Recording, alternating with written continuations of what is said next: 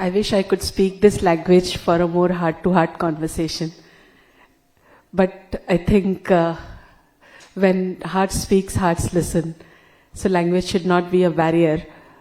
Vanakkam to all the media members. Ipatti Irukirikal, if that is what I've pronounced rightly. Respected Minister Sir, respected Tanu Sir, his daughter, Adorable Gunanidhi.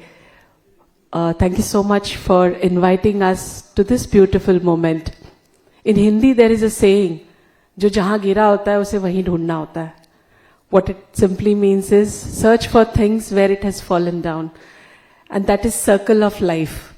I think the very journey of our film started with research, and we were reading about Sir's contribution in establishing the scheme, National Rural Health Mission, and the Asha scheme, and other contributions of his health, like introducing 1098 ambulance to India, having very strict warnings on smoking, including visuals.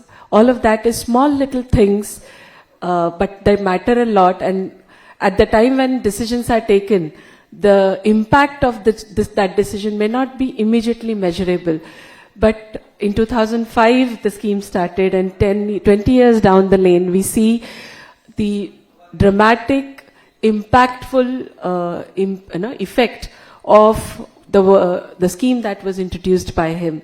I think it is because of the visionary leaders like him who sowed the seed back then in 2005, and now we are able to bear or taste the fruits of it.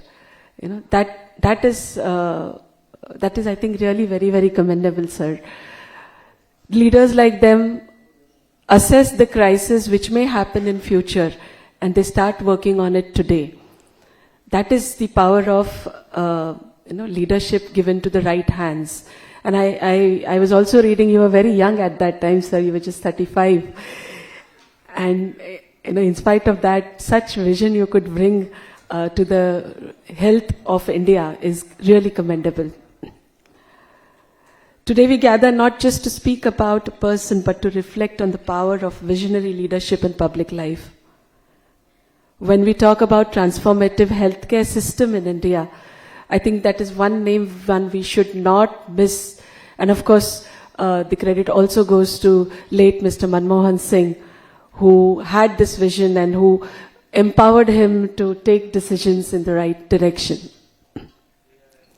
The introduction of Asha workers was not merely a policy decision.